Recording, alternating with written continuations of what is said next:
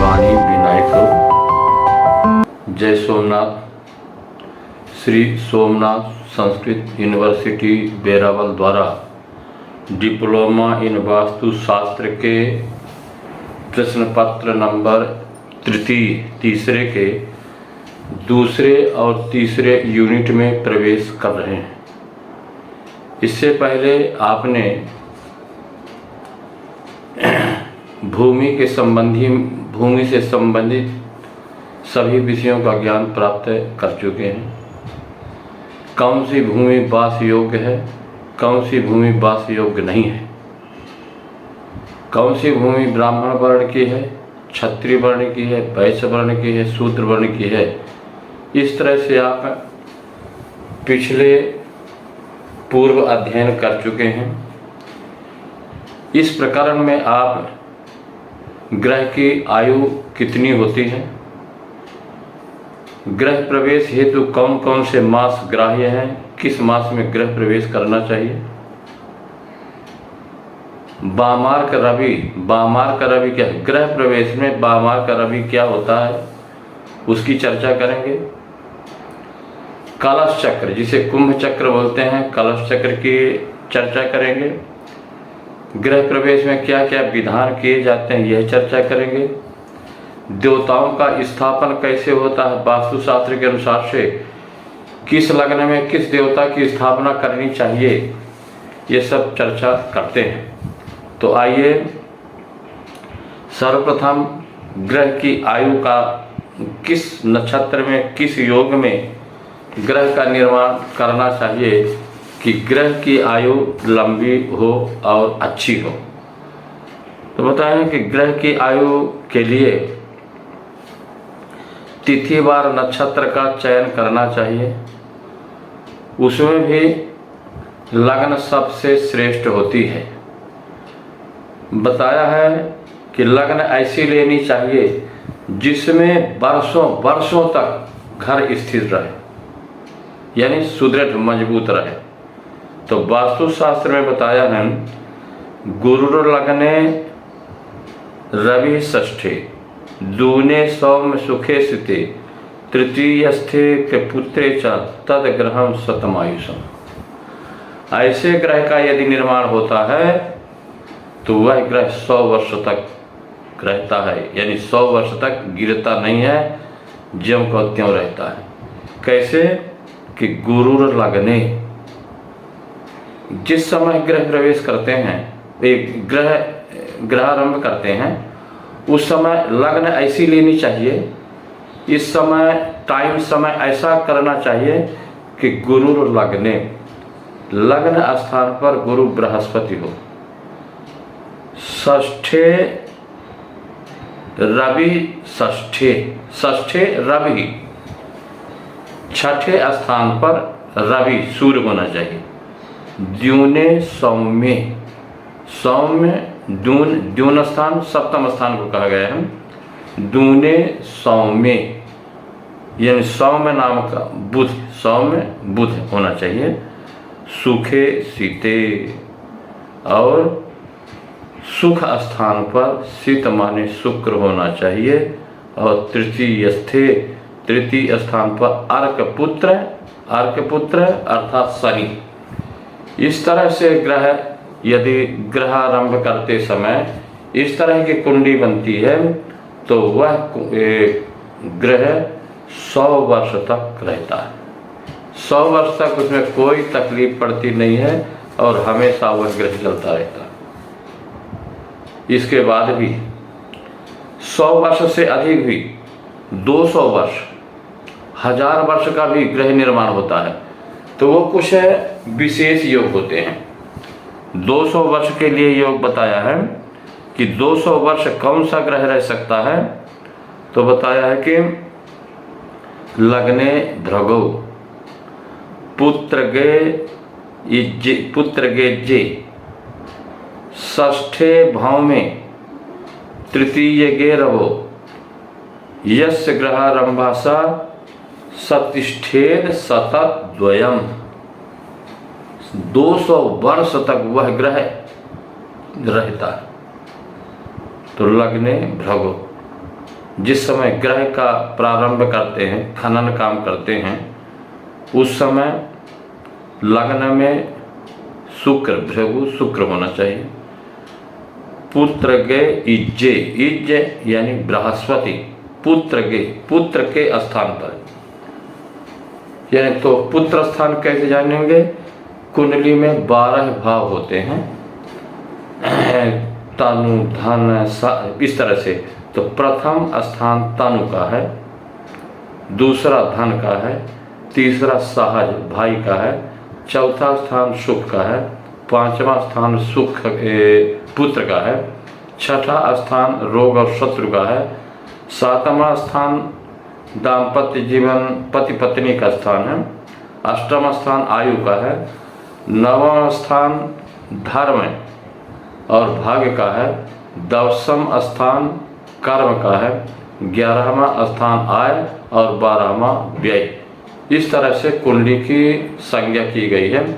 उसमें श्लोक है तनु धन सहज सुरवत इति जाया, इस तरह से बताया गया है। तो पुत्र के पंचम स्थान पर बृहस्पति हो, षष्ठी स्थान पर भौम हो, तृतीय में रवि हो, उस समय यदि ग्रह प्रारंभ करते हैं तो उस ग्रह की आयु शतद्वयम् 200 वर्ष की होती है। इसलिए ऐसे मुहूर्त में ही ग्रह का प्रारंभ करना चाहिए। उससे भी ज़्यादा आयु होती है। 100 वर्ष की आयु आपने जान लिया, 200 वर्ष की आयु जान लिया, और बताया सहस्र 1000 वर्ष की भी आयु होती है। तो 1000 वर्ष की आयु के लिए विशेष कुछ योग होते हैं। उन योगों में यदि ग्रह का निर्माण किया जाए, ग्रह का श्री गणेश किया जाए, प्रारंभ किया जाए, तो उसमें उस घर की आयु, उस ग्रह की आयु 1000 वर्ष तक होती है। तो विशेष योग क्या है? तो बताया कि उसमें उच्च के ग्रह होने चाहिए। तो उच्च के ग्रह कैसे होंगे? कौन से ग्रह उच्च के होंगे? तो लिखा है स्वच्छस्थो व भृगुर लग्ने, स्वच्चे जीव सुख स्थिते, स्वच्चे लाभ गते मंदे, सहस्राणाम समास्थिति। सहस्राणाम 1000 वर्ष तक की आयु होती है। तो यह विशेष योग क्या है? तो कहते हैं शुक्र उच्च राशि का हो। सभी ग्रह उच्च राशि में होते हैं और सभी ग्रह नीच राशि में भी होते हैं। जैसे बताया कि रवि में खो तुला नीच, सूर्य मेष राशि में उच्च राशि का होता है, चंद्रमा वृषभ राशि का उच्च राशि में होता है, मंगल मकर राशि का उच्च राशि में होता है, बुध कन्या राशि का उच्च राशि में होता है, गुरु कर्क राशि का हो तो उच्च राशि में होता है, और शुक्र मीन राशि का हो तो उच्च राशि में होता है, और शनि तुला राशि में हो तो उच्च राशि का होता है। जो ग्रह जिस राशि में उच्च का है वही ग्रह अपने राशि से 7वें राशि पर नीच राशि का होता है। ये नियम है। जैसे सूर्य उच्च राशि का हुआ मेष राशि में, तो आपको गिनना है, गणना करनी है कि 7वीं राशि उसकी कौन हुई? तुला। तो सूर्य उच्च राशि में मेष में और नीच राशि में तुला राशि में होगा। इस तरह उच्च और नीच के ग्रहों को समझना चाहिए। तो विशेष योग में घर की 1000 वर्ष की आयु हो, उसके लिए वास्तुकारों ने बताया है कि उच्च का शुक्र लग्न में हो, उच्च राशि का बृहस्पति जीव सुख यानी केंद्र में चतुर्थ स्थान पर हो, और उच्च राशि का मंद शनि लाभ गते, जैसे आपने समझ गया है भावों की संज्ञा कि तन धन सहज सुरहत इति जाया, इस प्रकार से तो लाभ गते एकादश भाव में हो तो उस घर की आयु सहस्रम 1000 वर्ष की होती है। इस प्रकार ग्रह निर्माण करते समय यह घर कितने वर्ष तक टिकेगा, इस तरह का ये ग्रह नक्षत्र और लग्न ग्रहारंभ की लग्न की कुंडली बना करके उस योग में प्रारंभ करने से 100 वर्ष, 200 वर्ष और विशेष योग में करने पर 1000 वर्ष की ग्रह की आयु होती है। ग्रह की आयु निकालने का ऋषियों ने और भी अन्य उपाय बताए हैं। पिंड द्वारा ग्रह आयु का निर्माण करना। तो पिंड क्या है? तो होता है कि ग्रह का आयु का निर्माण करने के लिए कितने वर्ष तक यह घर रहेगा। तो भवन निर्माण के लिए भवन का क्षेत्रफल को 8 से गुणा करके 120 के भाग देने से जो बचता है उसके अनुसार फल बताया है कि यह वर्ष ग्रह 80 वर्ष रहेगा, 100 वर्ष रहेगा, 200 वर्ष रहेगा। इस तरह से वह भी योग है। लक्ष्मी युक्त ग्रह योग, घर तो बना लिए लेकिन लक्ष्मी से परिपूर्ण योग कब रहेगा? तो कहते हैं उसके लिए भी ज्योतिषकारों ने, वास्तुकारों ने वास्तु में बताया है कि लग्न इस तरह लेनी चाहिए जिसमें उस घर में जाने के बाद हमेशा घर धन धान्य आदि से परिपूर्ण रहे। तो बताते हैं कि कैसे लग्न लेना चाहिए ग्रह निर्माण के समय, कौन सा लग्न अच्छा हो जिससे धन धान से परिपूर्ण ग्रह रहे। तो बताया कि स्वच्छ शुक्रे लग्न भेव गुरु बेस्म गतेथ व सोनो सोचे लाभगे व लक्ष्य युक्तम चिरम ग्रहम। ऐसे सामान्य नियम है कि शुक्र गुरु केंद्र में हो तो अच्छा ही होता ही है, क्योंकि केंद्र में होने से सभी दोषों का हरण होता है। कोई कुयोग हो और सुयोग मिल जाए, जैसे कोई कुयोग आ रहा है और केंद्र में गुरु है तो वह गुरु उस कुयोग को नष्ट कर देगा। बताया है, नियम बताया है कि गुरु शुक्र के दोष का कि शुक्रो 10 सहस्राणि बुधो 10 शतानि च लक्ष्यमेकं तु दोषाणाम गुरु केंद्रे व्यपोहतु। यदि शुक्र 10 सहस्राणि 10,000 दोष शुक्र हरण कर लेता है केंद्र में हो तो, बुधो 10 शतानि च, और बुध यदि केंद्र में हो तो 10,000 दोष को, और यदि गुरु केंद्र में हो तो लक्ष्यमेकं तु दोषाणाम गुरु केंद्रे विपोहतु। 1,00,000 दोषों को गुरु हरण कर लेता है।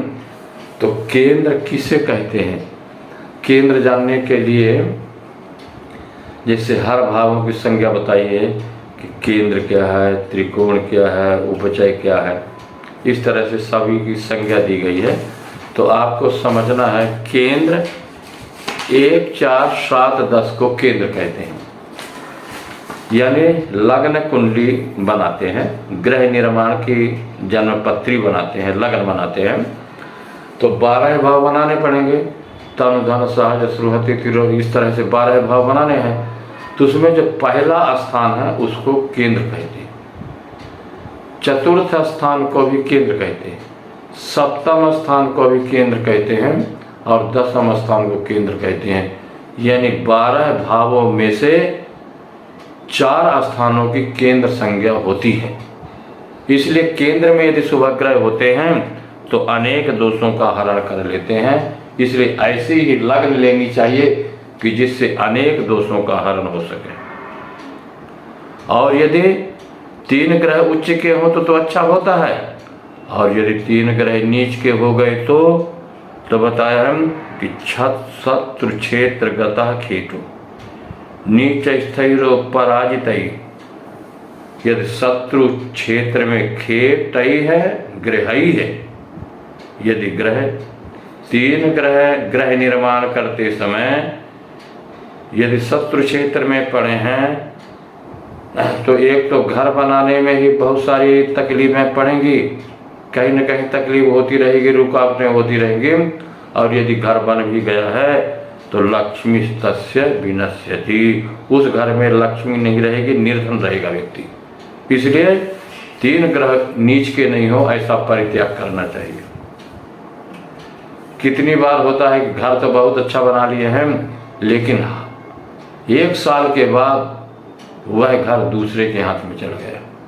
घर बहुत परिश्रम करके बनाए, लेकिन उस घर में रहने का योग ही नहीं हुआ।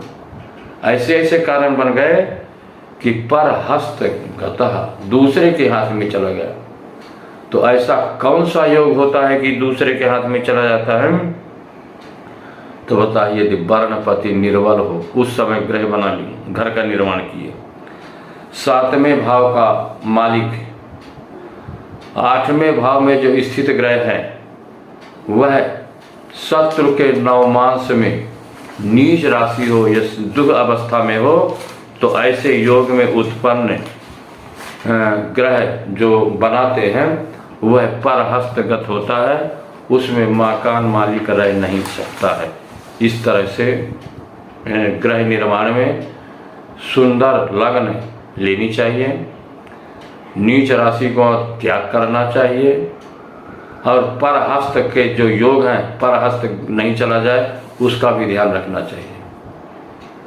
घर बनाने के बाद घर में किस तरह की साज सैया किस तरह रहेंगे, प्रवेश कब करना चाहिए?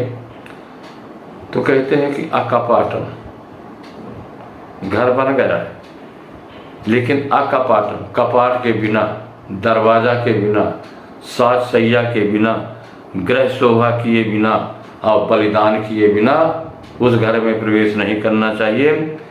यदि प्रवेश करते हैं तो उस घर में क्या होगा? विपदा आकारम ही तत्, वह घर विपत्तियों का घर रहेगा, लाभ की जगह उसमें हानि होती है। तो घर का पूरा तरह से सुसज्जित करके, दरवाजे द्वार खिड़कियां बना करके उस समय सुंदर मुहूर्त में गृह प्रवेश करना चाहिए। तो गृह प्रवेश के भी कई प्रकार के गृह प्रवेश होते हैं। तो कई प्रकार का मतलब अपूर्व, सपूर्व, द्वंद्व, यानी अपूर्व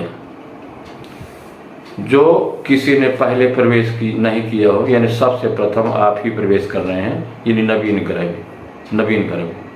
सपूर्व, इससे पहले आप प्रवेश कर चुके हैं लेकिन घर बंद करके कुछ दिन के लिए बाहर चले गए हैं, अब फिर आते हैं उस घर में, तो सपूर्व। और ये ग्रह है द्वंद्व। तो द्वंद्व क्या है? यदि घर गिर गया है, अग्नि से जल गया है, भूकंप से गिर गया है, या कोई बनाव बन गया है, अब फिर से हम नए सिरे से घर बनाते हैं, तो वह घर जो है तो द्वंद्व ग्रह कहलाता है। इस तरह 3 प्रकार का ऋषियों ने ग्रह प्रवेश बताया है। प्रवेश में लग्न शुद्धि सर्वश्रेष्ठ है। लगन यदि अच्छी मिल जाए तो सभी दोषों का निवारण होता है। बताए न तिथि न च नक्षत्रम न योगम न इंदवम बलम लगन में एकम प्रशस्यन्ति गर्ग नारद कश्यपा। लगन सर्वश्रेष्ठ है, इसकी प्रशंसा गर्ग नारद कश्यप सभी लोग करते हैं। और ग्रह प्रवेश हमेशा, निर्माण और प्रवेश हमेशा उत्तरायण में ही होता है। तो उत्तरायण कहाँ से कहाँ तक होता है? तो मकर राशि से प्रारंभ करके 6 राशि तक गिने तो वहाँ तक उत्तरायण होता है। तो मकर से 6 राशि मिथुन होती है, मकर कुंभ मीन मेघ वृक मिथुन। मकर से लेकर के मिथुन राशि के पर्यंत सूर्य हों तो उस समय उत्तरायण होता है।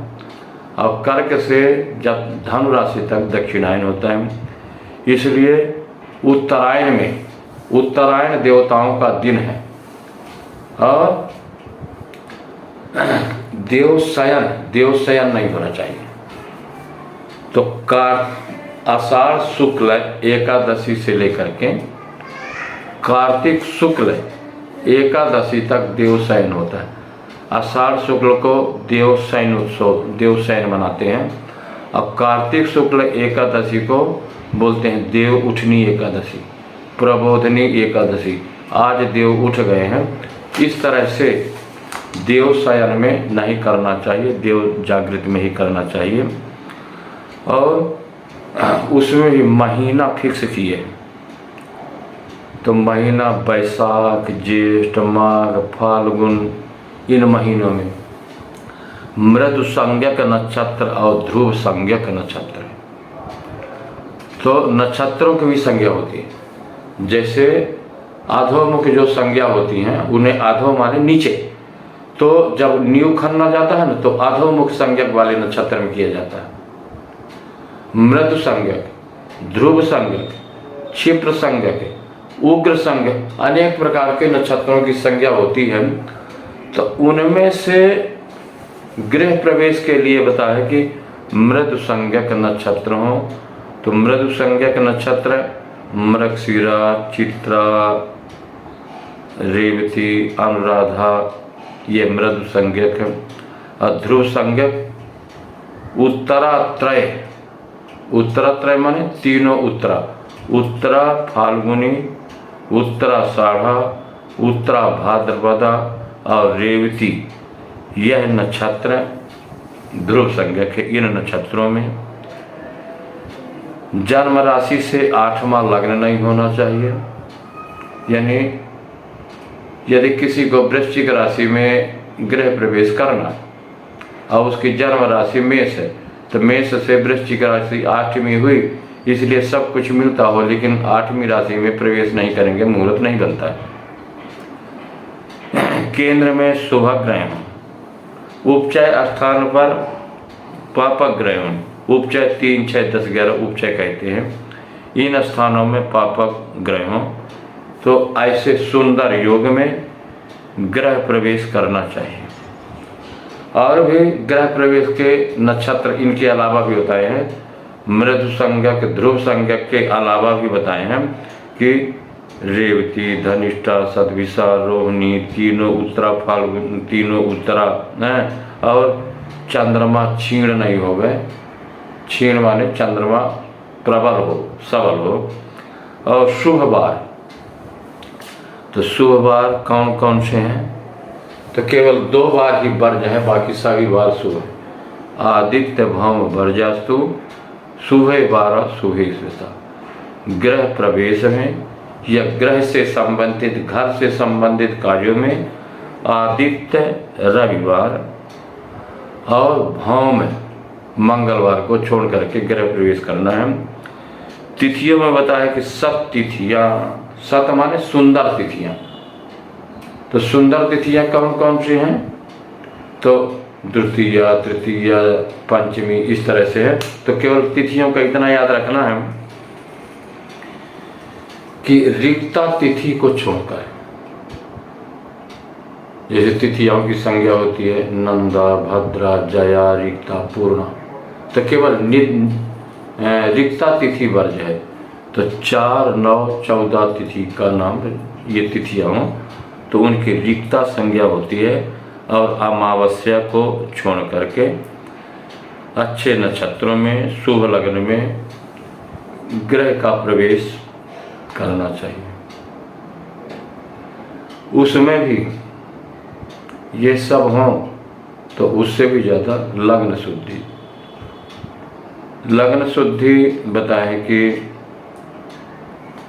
ग्रह केंद्र में हो, शुभ ग्रह केंद्र में हो, त्रिकोण केंद्र में हो, ये शुभ ग्रह, अथवा पापक ग्रह 3, 6, 11वें स्थान में हो।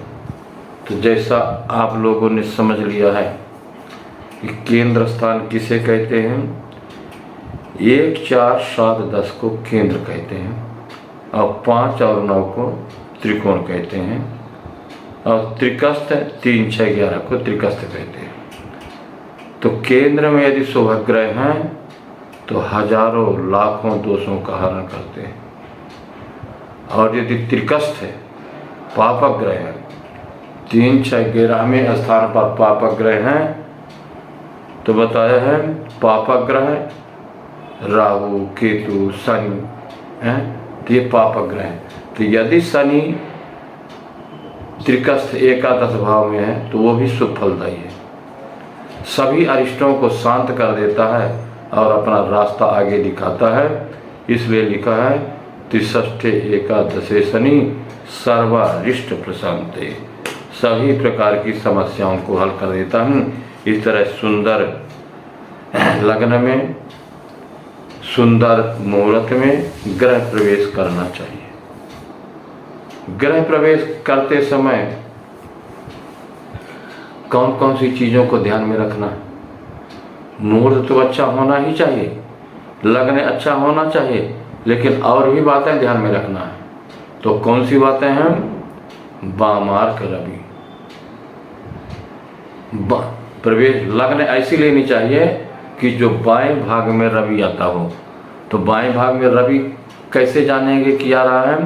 तो लिखा है वामो रवि मृत सुसार के लाभोर्तके पंचमे प्राग बदनादि मंदिरे पूर्णातिथो प्राग बदने ग्रहे शुभो नंदादिके शस्य जलोत्तरांगने। वामो रवि यदि पूर्व पश्चिम उत्तर दक्षिण ही दरवाजे होंगे, उन दरवाजों से यदि प्रवेश करना है तो आपका बामार्क रवि होना चाहिए। तो लग्न इस तरह से बनानी चाहिए कि उसमें पूर्व भाग में बताया कि पूर्व भाग में 5-5 भावों में यदि सूर्य आता है तो वह बामार्क होता है। 5 भावों में कैसे? जैसे पूर्व के ग्रह में पूर्व का यदि दरवाजा है तो उसमें 8, 9, 10, 11 भावों में सूर्य आए तो वह बामार्क सूर्य माना जाएगा। लग्न इस तरह से बनानी चाहिए कि उसमें सूर्य, जैसे सिंह लग्न में ग्रह प्रवेश करना है और मेष का सूर्य है तो 5, 6, 7, 8, 9, 10, 11, 12, तो जहाँ बताया है कि 8, 9, 10, 11, 12, तो इसमें वह 5वें भाव के अंदर आ जाता है तो बामार्क रवि माना जाता है। इसी तरह से दक्षिण उत्तर पूर्व प्रवेश के कुंडली में जो जो स्थान बताए गए हैं उनसे 5वें भाव में रवि होना चाहिए तो ही बामार्क माना जाएगा। वह बामार्क प्रवेश करने से धन धान्यादि से परिपूर्ण होता है और गृहस्थ के सभी सुख प्राप्त होते हैं। इसलिए बामार्क रवि भी बताया। उसके बामार्क रवि के बाद भी एक और देखना है आपको, कुंभ चक्र कलश चक्र, यानी ग्रह निर्माण और ग्रह प्रवेश करने में बहुत सारे चक्र का होता है कि तिथि बार नक्षत्र योग करण वृक्ष चक्र ग्रह बामार्क रवि। जब सब चीज अच्छे हों तो ही गृह प्रवेश कर सकते हैं। केवल एक निर्णय से नहीं कि रविवार मंगलवार को छोड़ के किसी दिन भी चले जाएं, उनके लिए सभी वस्तुएं होनी चाहिए। अब कुंभ चक्र प्रवेश करते हैं तो कुंभ चक्र क्या होता है? कुंभ माने कलश। तो इसकी गणना सूर्य की राशि से होती है, सूर्य के नक्षत्र से होती है। कुंभ माने कलश, कलश जैसे आकृति बनाने का है और उस कलश में 27 ग्रहों की कल्पना करनी है। नक्षत्र 27 नक्षत्रों को रखना है। तो कौन सा नक्षत्र कहाँ पर होगा? तो बता है कि प्रथम 1 नंबर से शुरू होगा तो 1 नंबर मुख में, यानी कलश का जहाँ मुख होता है 1 नंबर मुख, 1 से फिर चौथा 4 नक्षत्र नियम बनाया हुआ है कि वक्त्रे भूमि रवि भाद्रवे समय कुंभग्निदाह कृता नियम बताया है। तो उस नियम के अनुसार कुंभ चक्र में नक्षत्रों की हम कल्पना करते हैं तो सर्वप्रथम 1 नक्षत्र रखते हैं तो मुख में रखेंगे। उसके बाद 2 3 4 नक्षत्र तक पूर्व भाग में रखेंगे कुंभ के कलश में, फिर 4 नक्षत्र दक्षिण में रखेंगे। इस तरह से 27 नक्षत्रों का कलश चक्र में हम विन्यास कर देंगे, जहाँ जहाँ निश्चित बताया है। तो दक्षिण, पश्चिम, उत्तर, गर्भ, गुदा, कंठ, इस तरह से 27 नक्षत्रों में को हम कुंभ में स्थापित कर देंगे। फिर उनका फल कैसे जानेंगे कि हमको 27 नक्षत्र में से किस नक्षत्र के गणना में जाना है। तो बताया कि सूर्य भात है। सूर्य भात माने सूर्य के नक्षत्र से, जिस नक्षत्र में सूर्य है और जिस दिन आपको प्रवेश करना है, तो उस नक्षत्र से लेकर के और जिस दिन प्रवेश का नक्षत्र है उस दिन तक आपको गणना करनी है। यदि वह गणना में शुभ आता है तो शुभ, और यदि अशुभ आता है तो अशुभ फल जानना चाहिए। तो जिसमें शुभ फल बताया है उसमें आपको प्रवेश करना है, और जिसमें अशुभ फल बताया है उसमें प्रवेश नहीं करना है। तो जैसे उदाहरण के लिए अश्विनी नक्षत्र में सूर्य है और रोहिणी नक्षत्र में आपको प्रवेश करना है। रोहिणी नक्षत्र प्रवेश के लिए मान्य है। तो अश्विनी, भरणी, कृत्तिका, रोहिणी चौथा नक्षत्र है। तो जो कलश चक्र बनाए हैं आप, तो कलश चक्र में चौथा नक्षत्र किस में आता है? पूर्व में। अब पूर्व का फल क्या बताया है? उद्वसन, यानी अशुभ फल। इसलिए नक्षत्र तो मिल गया, लेकिन हमको कलश चक्र नहीं मिला है, इसलिए हम गृह प्रवेश नहीं कर सकते। तो गृह प्रवेश के लिए मुख, पूर्व, दक्षिण, पश्चिम, उत्तर, गर्भ, गुदा और कंठ, इन स्थानों में ग्रहों का वास्तुशास्त्र में निर्धारित किया गया है कि पहला नक्षत्र मुख में रहेगा, उसके बाद 4 नक्षत्र तक पूर्व दिशा में रहेंगे। उस तरह से आगे चलते जाना है आपको। फिर 4 नक्षत्रों तक दक्षिण दिशा में रहेंगे, फिर उसके 4 नक्षत्रों तक पश्चिम दिशा में रहेंगे, उसके बाद 4 नक्षत्र उत्तर में, उसके बाद 4 गर्भ में, इसके बाद 3 गुदा में और इसके बाद 3 कंठ में। इस तरह से पूरे 27 नक्षत्रों का विन्यास हमने कलश चक्र में कर दिया है। तो कलश चक्र का फल भी बताया है कि कहाँ कहाँ शुभ होता है। तो बताया कि दक्षिण भाग में जो नक्षत्र आता है, सूर्य नक्षत्र से दक्षिण भाग में जो नक्षत्र आएगा वह शुभ है। पश्चिम में भी शुभ है, दक्षिण में लाभ होता है और पश्चिम में श्री माने लक्ष्मी की प्राप्ति होते, वह भी शुभ है। और फिर गुदा और कंठ में भी लाभ है। तो अंतिम नक्षत्र, अंतिम यानी 6 नक्षत्र, 3 गुदा वाले और 3 कंठ वाले, उनमें भी शुभ है। तो जिन नक्षत्रों में कलश चक्र है उनमें ही आपको गृह प्रवेश का मुहूर्त निकाल करके गृह प्रवेश करना है। लेकिन गृह प्रवेश करने से पहले विधि क्या करनी पड़ेगी, काम विधान क्या करना पड़ेगा? तो गृह को सुंदर सजाना है, वास्तु पूजन करना है। वास्तु पूजन में जो जो नियम बताए हैं कि वास्तु पूजन कैसे करेंगे, तो गणपति पूजन से लेकर के नवग्रह वास्तु आगे चर्चा करेंगे कि वास्तु कितने प्रकार के होते हैं, कौन सा वास्तु के गणना किस पूजा में करनी चाहिए, आगे बता रहे हैं। तो कहते हैं इस प्रकार से, एवं सुलग्ने स्वगृहं प्रविश्य वितान पुष्प श्रुतिघोष युक्तम शिल्पज्ञ दैवज्ञ विधि के पौराण राजा चेत भूमि हिरण्य वस्त्र। इस प्रकार सुंदर मंगल घोष के साथ, पुत्र पौत्र आदि के साथ, और गृह निर्माण से संबंधित जितने लोग थे, नींव से जुड़े हुए थे, शिल्पी, मिस्त्री, इंजीनियर, पुरोहित, इन सभी का सम्मान करना चाहिए। तो उस घर में वह सुखपूर्वक रह सकता है। और वास्तु भगवान की प्रार्थना करनी चाहिए, हे वास्तु भगवान। मंत्र लिखा है वास्तु भगवान का कि वास्तु पुरुष नमस्तुभ्यम भूसय्या भी रथ प्रभो मद गृहे धन धान्यादि समृद्धिम कुरु सर्वदा। इस प्रकार वास्तु की प्रार्थना करनी चाहिए। अन्य दूसरा भी लिखा है विप्रभ्यो भोजनम दत्वा स्वयं भोजित बंधुभिः एवं यह कृते वास्तु पूजा प्रयत्नता। विप्रों को पहले आचार्यों को भोजन कराना चाहिए, स्वयं भुंजित, इसके बाद खुद भोजन करना चाहिए।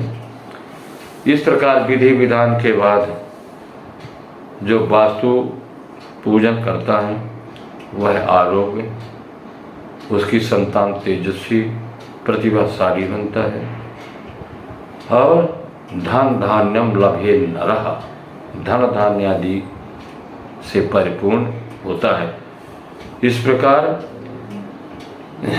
घर बना करके सुंदर से सुंदर मुहूर्त हो जिसमें आपको सभी चक्र मिलते हों, केंद्र में गुरु बृहस्पति मिलते हों, जन्म राशि शुभ हो, शुभ ग्रह अच्छे हों, शुभ वार हों, ऐसे में गृह प्रवेश करने से सभी प्रकार गृहस्थ से संबंधित सभी सुखों की प्राप्ति होती है। इसके बाद आता है जलाशय। जलाशय कब करना चाहिए, जलाशय मुहूर्त क्या है? तो कहते हैं कि जलाशयाराम सुवर प्रतिष्ठा सौम्यायने जीव सत्संग शुक्र।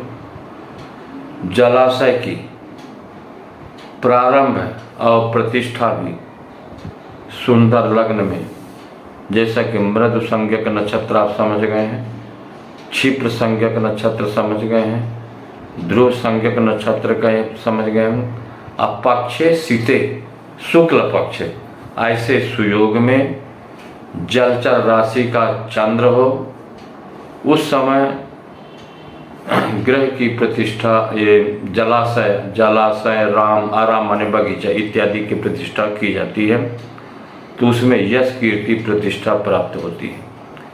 लेकिन प्रतिष्ठा में भी जलाशय के अलावा भी अन्य देवताओं की भी प्रतिष्ठा होती है। कितने देवता उग्र देवता में आते हैं, तो उग्र देवता में कौन आते हैं? जैसे मातृकाएँ, भैरव, वराह, नरसिंह, त्रिविक्रम इत्यादि, इनकी भी स्थापना होती है। तो इनकी स्थापना के लिए बताएं कि यह कार्य दक्षिणायन में भी हो सकते हैं। महिषासुर हंत्रीचा स्थाप्या वह दक्षिणायने। महिषासुर का वध करने के लिए भगवती जगदम्बा की स्थापना दक्षिणायन में नवरात्रि में की जाती है, इसलिए इनकी नवरात्रि में भी आप स्थापना कर सकते हैं। एक एक से विशेष योग मिलते हैं। जैसे विशेष योग तो शिव जी की, कोई शिव जी की प्रतिष्ठा करेंगे, शिव जी की प्रतिष्ठा कब करेंगे? विशेष योग कौन सा है? तो बताएं कि श्रावणे स्थापयेत लिंगम। श्रावण महीना भगवान शंकर के लिए सर्वश्रेष्ठ होता है। श्रावण महीना में भगवान शंकर की स्थापना करनी चाहिए। आश्विन मास में जगदम्बा की, मार्गशीर्ष में हरि की और सर्पान इत्यादि की, सर्पों की, नागों की भी प्रतिष्ठा की जाती है। तो पौष इत्यादि मास में यह सब प्रतिष्ठा कर सकते हैं। इसके बाद प्रतिष्ठा के बाद वास्तुशास्त्र अथाह सागर है। इसमें बहुत वस्तुओं का ध्यान रखा जाता है। जैसे आपने जल का विचार कर लिया, अब है वृक्ष विचार, पुलाव विचार। तो वृक्ष विचार कैसे करेंगे? तो वृक्षों का भी विचार है कि कौन से वृक्ष कहाँ लगाने चाहिए, कौन से वृक्ष कहाँ नहीं लगाने चाहिए। तो दूध वाले वृक्ष घर के समीप नहीं लगाने चाहिए। कांटा वाले वृक्ष घर के समीप नहीं लगाने चाहिए। बताया है वृक्षा दुग्ध सकंतश्च फलिनस्त्याज्य गृहात् दूरतः। दूध, जिन वृक्षों में दूध निकलता है सफ़ेद सफ़ेद, उनको घर के समीप नहीं करना चाहिए। फल वाले वृक्ष भी नहीं लगाने चाहिए। जो सुंदर वृक्ष हैं उनको लगाने चाहिए। उनके वृक्ष के लगाने से घर में हमेशा ऑक्सीजन और वातावरण शुभ बना रहता है। घर के सामने वृक्ष उतनी दूर हो कि घर पर वृक्ष की छाया नहीं पड़ती हो। यानी कितने समय तक? यानी 3 प्रहर तक। एक प्रहर, 2 प्रहर, 3 प्रहर, यानी एक जैसे सूर्योदय हुआ तो सूर्योदय होगा तो सूर्य भगवान छोटे होते हैं तो लंबी छाया रहेगी, तो उस समय तो पड़ेगी। लेकिन एक प्रहर दिन के बाद घर के ऊपर यदि वृक्ष की छाया पड़ती है तो वह शुभ नहीं है। और घर के सामने मंदिर हो वह भी शुभ नहीं है। जैन मंदिर पीछे हो वो भी शुभ नहीं है। इस तरह बहुत नियम बताए हैं कि मंदिर भी नहीं होना चाहिए और वृक्ष भी नहीं होना चाहिए घर के समीप, उसमें भी दोष है। तो वृक्ष कौन कौन से शुभ हैं?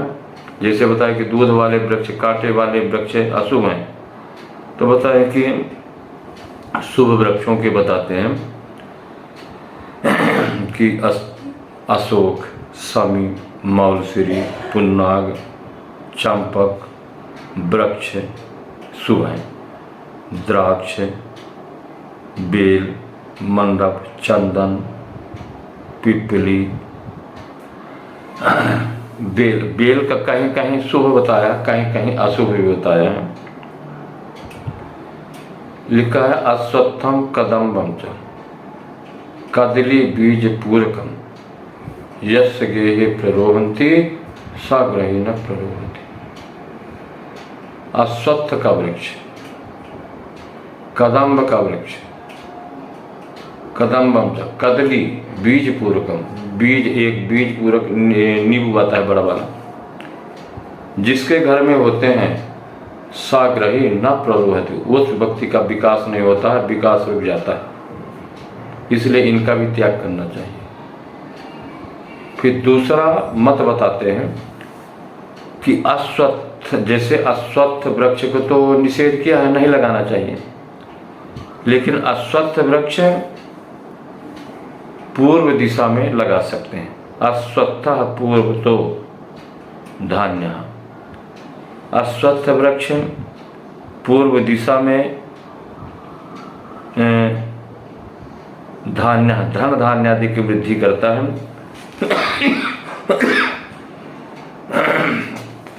निषिद्ध होने पर भी जिन दिशाओं में मान किया है उसमें अपने उन वृक्षों का रोपण कर सकते हैं। वृक्ष लगाने से बहुत पुण्य होता है। तो पुण्य क्या होता है बताए कि सह नरः नरकम न व्रजेत। वह व्यक्ति यदि कुछ भी नहीं करता है, यदि वृक्ष का ही सेवन करता है, तो वास्तुशास्त्र में लिखा है कि स नरः नरकम न व्रजेत। वह व्यक्ति नरक का दरवाजा नहीं देखता है यदि नरक में नहीं जाता है। तो अश्वत्थमेकम, पिचमंदमेकम, नग्रोधमेकम, 10 चिंचणीकम, कपित बिल्वा मलकम त्रयंच, पंचाम्रवापी नरकम न पश्येत। इस तरह जो इन वृक्षों को लगाता है वह नरक कभी भी नहीं जाता है, यानी स्वर्ग जाता है, ऐसा वास्तुशास्त्र में लिखा है। इसलिए वृक्ष लगाने चाहिए। और भी वास्तुशास्त्र में लिखा है बृहस्पति संहिता इत्यादि आगे के ग्रंथों में कि जो देव नक्षत्र वाला, जिस व्यक्ति का जिस नक्षत्र में जन्म हुआ है, यदि उस वृक्ष को लगाता है तो जैसे जैसे वृक्ष बढ़ता है वैसे वैसे व्यक्ति का भाग्य बढ़ता है। तो वृक्ष नक्षत्र वन होते हैं, 27 नक्षत्र होते हैं, उन नक्षत्रों का भी वन होता है, वृक्ष होता है। देव वन होता है, ऋषि वन होता है। ऋषि वन, ऋषि वृक्ष, जिस वृक्ष के नीचे ऋषि लोग तपस्या करके सिद्धि प्राप्त किए थे, उन वृक्षों का नाम है ऋषि वृक्ष। तो इस तरह से उनको भी लगाना चाहिए। अब वृक्ष के बाद जमीन का प्लव आता है। प्लव, प्लव माने ढलान। तो जमीन लेते समय इतना याद रखना है किस तरह के भूमि का चयन करें। तो बताए कि 8 प्रकार का प्लव होता है। 8, जैसे 8 दिशाएं होती हैं ना, इसी तरह से जमीन का 8 प्रकार का प्लव है। तो नियम बताएंगे कौन कौन सा। तो बताएंगे श्रियम, पूर्व से आपको कल्पना करनी है। पूर्व, आग्नेय, दक्षिण, नैऋत्य, पश्चिम, वायव्य, उत्तर, ईशान, इस तरह से। तो बताए कि पूर्व, पूर्व की तरफ प्लव ढलान हो तो क्या होता है? श्रियम, लक्ष्मी की प्राप्ति होती है, इसलिए शुभ है। आग्नेय, दाहम, दाह होगा, ताप बना रहेगा, कारण बिना का क्रोध आता रहेगा, अच्छा नहीं लगेगा, इसलिए अशुभ है। मृत्युम, दक्षिण तरफ मृत्यु, इसलिए अशुभ है। धन हानि, नैऋत्य कोण में का यदि प्लव है, ढलान है, तो धन की हानि होगी। पश्चिम, सुतक क्षय, सुतक क्षय, पुत्र की हानि होगी, इसलिए अशुभ है। प्रवासम, वायव्य कोण, घर तो बना लिया, जमीन तो ले ले, लेकिन हमेशा प्रवास, हम ये यात्रा होती रहेगी, घर का सुख नहीं मिलेगा, इसलिए वह भी अच्छा नहीं है। धन लाभ, उत्तर में धन लाभ। ईशान, विद्या लाभम क्रमेण चा, इसलिए क्रमेण कह दिए हैं कि क्रम से इनका ऐसा फल समझना चाहिए। तो केवल 3 जगह ही ढलान अच्छा है, बाकी कहीं ढलान अच्छा होता नहीं है। पूर्व दिशा का ढलान हो तो, उत्तर का हो तो, ईशान कोण का हो तो, ऐसी ही जमीन को लेना चाहिए। बाकी सभी में फल खराब बताया, किसी में धन हानि, किसी में स्वास्थ्य हानि, किसी में संतान की हानि, किसी में प्रवास। तो जहाँ फल है सुंदर, ऐसी जमीन को लेना चाहिए। अब इसके बाद आता है वास्तु चक्र। तो 64 प्रकार के वास्तु होते हैं, 81 प्रकार के वास्तु होते हैं, 49 प्रकार के वास्तु होते हैं और 196 प्रकार के वास्तु होते हैं। तो यह सब कैसे जाना जाए कि कहाँ कौन सा वास्तु काम में आता है। पुराने घरों में वास्तु पूजन करने का हो तो 49 वास्तु का पूजन, नवीन घर में 81, मंडप में जैसे यज्ञ इत्यादि करते हैं तो मंडप वास्तु पूजन करने का हो तो उसमें 64 वास्तु, और बावड़ी, कुआं, तालाब इत्यादि करने का हो तो उसमें 196 वास्तु होते हैं। इसलिए उन सामान्यतः अभी पुराने घर और नवीन घरों में ही वास्तु पूजन के कई प्रकार बताए हैं। तो एक 81, नए घर में 81 वास्तु का पूजन होता है। उसमें 81 देवता होते हैं, उनके देवताओं का स्थापन किया जाता है। उनके 9 रेखा पूर्व, पश्चिम, उत्तर, दक्षिण की जाती है। तो 9 रेखा करेंगे तो 81 वास्तु कोष्ठक हो जाएगा। इस तरह उनके सब के नाम हैं, वास्तु की संज्ञाएं हैं। पूर्व दिशा में कौन सा वास्तु है, उत्तर दिशा में कौन सा है, इस तरह से यह कल्पना करके पूजा करनी चाहिए। फिर मकान तो बन गया, लेकिन वास्तु शांति इससे पहले शिलान्यास किया जाता है। शिलान्यास, वास्तु शांति विधान, गृह प्रवेश, इस तरह का है। तो शिलान्यास है सूर्य के संक्रांति से शिलान्यास होता है। सूर्य हमेशा पृथ्वी के नीचे सर्प है, उस सर्प के अनुसार से सूर्य का सर्प घूमता है, यानी पृथ्वी के नीचे भ्रमण करता रहता है। तो मकान बनाने का अलग मुहूर्त है, देवालय बनाने का अलग मुहूर्त है, और जलाशयाराम गेहे विलासियो और मंडप बनाने का अलग मुहूर्त होता है। इस तरह से इनका, यदि शेष नाग का सिर ईशान कोण में है तो लिखा पृष्ठ भाग में खात मुहूर्त करना चाहिए, तो पृष्ठ भाग कहाँ आएगा? आग्नेय कोण में।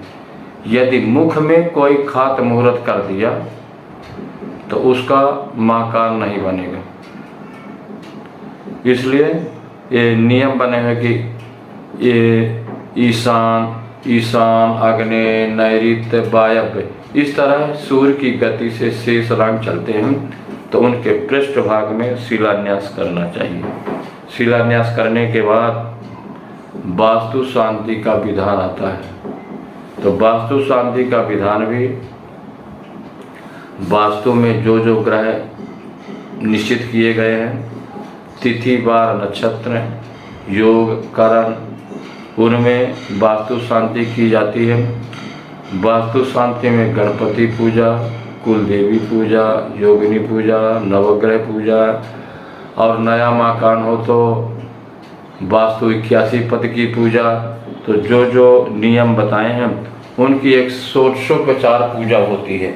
तो षोडशोपचार पूजा क्या है? 16 प्रकार से पूजा होती है। पूजा के कई भेद हैं। पंचोपचार, गंध, पुष्प, धूप, दीप, नैवेद्य, पंचकम, यानी एकदम छोटी पूजा करना है तो पंचोपचार पूजा कर देते हैं। 10 उससे बड़ी करना है तो 10ओपचार, उससे भी बड़ी करना है तो 16ओपचार, और बड़ी करना है तो 300ओपचार, और सबसे ज़्यादा बड़ी करना है तो 60 उपचार होता है। तो इतना अभी वर्तमान में सामान्यतः 16ओपचार पूजन होती है।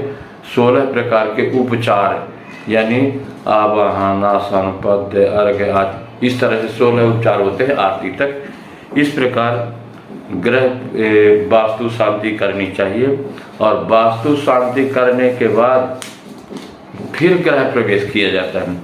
तो ग्रह प्रवेश का जैसे बताया ना कि ग्रह प्रवेश, ग्रह विधान जो है, पहले बात हो चुकी है कि ग्रह प्रवेश 3 प्रकार का होता है। अपूर्व संज्ञा प्रथम, प्रवेशो यात्रावसाने च पूर्व संज्ञा, द्वंद्वान्या अग्नि भयादि। 3 प्रकार का ग्रह प्रवेश, अपूर्व, सपूर्व और द्वंद्व। तो अपूर्व किसे कहते हैं? जिसमें इससे न पूर्व इति अपूर्व, जिसमें पहले कोई प्रवेश नहीं किया हो उसको अपूर्व कहते हैं। एकदम नए घर को, नए घर में प्रवेश करना अपूर्व है। और सपूर्व, प्रवेश कर लिए हैं लेकिन दूसरे बार प्रवेश कर रहे हैं। तो दूसरे बार प्रवेश कैसे कर रहे हैं कि घर में रह करके आप कुछ दिन के लिए यात्रा के लिए चले गए, और फिर बहुत दिन बीतने के बाद, महीने 2 महीने बीतने के बाद जब आते हैं तो उस घर में प्रवेश है, तो उस घर का नाम है सपूर्व। और द्वंद्व प्रवेश क्या है? तो बोले उसमें तो पहले रहते थे लेकिन वो अग्नि इत्यादि के कारण बना, भूकंप से गिर गया अथवा घर खराब हो गया, तो फिर से हम बनाए तो उस घर में प्रवेश करते हैं, तो उस घर का नाम है द्वंद्व। तो प्रवेश 3 प्रकार के होते हैं। ग्रह प्रवेश यानी अपूर्व ग्रह प्रवेश, सपूर्व ग्रह प्रवेश और द्वंद्व ग्रह प्रवेश। इस प्रकार आपने ग्रह से संबंधित तृतीय प्रश्न पत्र में द्वितीय और तृतीय यूनिट में आपने ग्रह आयु के विषय में जाना, पर हस्त ग्रह योग कब होता है यह आपने जाना, कपाट रहित घर में प्रवेश करना नहीं चाहिए, यह आप समझ गए हैं। गृह प्रवेश, प्रवेश लग्न, वामार्क रवि कब होता है, गृहपति के कर्तव्य क्या हैं, जलाशय, वृक्षादि विचार, प्लव, जमीन का ढलान, वास्तु के प्रकार, शिलान्यास, वास्तु विधान और गृह प्रवेश तक की आपको जानकारी प्राप्त हो गई है। इस प्रकार नियम के अनुसार, वास्तुशास्त्र के अनुसार गृह प्रवेश करने से गृहस्थ से संबंधित सभी सुखों की प्राप्ति होती है, व्यक्ति निरोगी होता है, धन दान से परिपूर्ण होता है, उसकी संतान तेजस्वी प्रतिभाशाली होती है और यश और कीर्ति की प्रतिष्ठा प्राप्त करता है। इस प्रकार वास्तुशास्त्र में लिखा हुआ है। यहीं से यह प्रकरण समाप्त होता है। जय सोमनाथ, नमो नमः।